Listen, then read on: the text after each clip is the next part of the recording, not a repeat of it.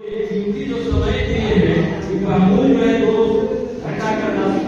समय आप दे रहे हैं तो पूरा प्रयास कीजिए कि कुछ ज्ञान हम लेकर जाए और अपनी जिंदगी उतारे ताकि हमारा घर का स्थिति सुधरे और हमारा बाल बच्चा का भविष्य। इसलिए हम निवेदन है कि अपने मोबाइल जो है उनको जो है थोड़ा साइलेंट कर दीजिए या उनको बंद कर दीजिए ताकि हम लोग मोरल कंपनी के बारे में बढ़िया ढंग से हम लोग इसको बारे में जान सके और इसको अपने जीवन में उतार सके और बड़ी बना सके।